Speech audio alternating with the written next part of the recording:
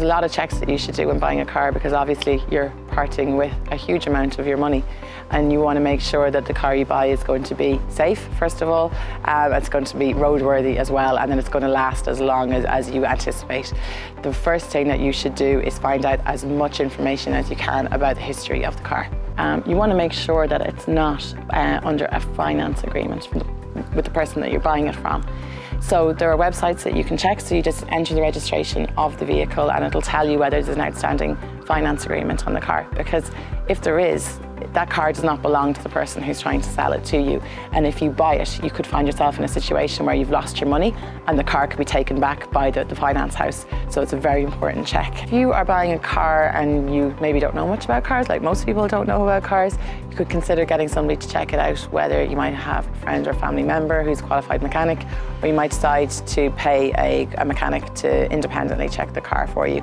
Obviously, if you're buying a car that's quite expensive, that might be something that you should strongly consider.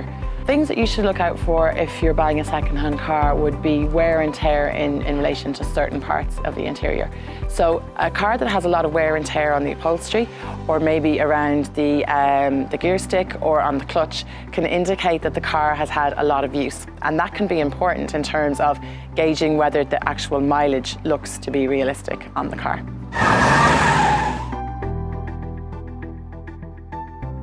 If you want to buy a second-hand car, your two main options are to buy from another consumer, so a private sale, or to buy from a trader, which would be a garage.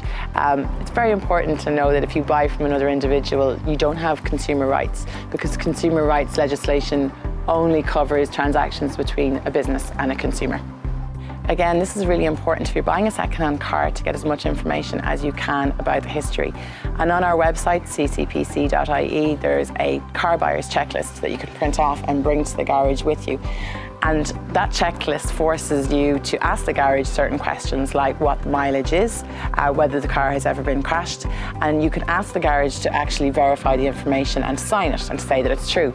Because under consumer protection law, if a garage gives you misleading information in relation to a car, which could include whether or not it's ever been crashed or whether it's been clocked, that is an offence under the Consumer Protection Act, and you can contact us in relation to that matter. So regardless of whether you're buying from an individual or from a trader, you need to get as much information. So every piece of paper in relation to the car, so copies of all the NCTs, the service history, the logbook. Also ask whether or not it was imported, and if it was imported, you should ask for the previous registration so that you can check maybe in the UK about the history of the car. There are also websites that you can use, so for a small fee you can input the registration of the car and find out information about it.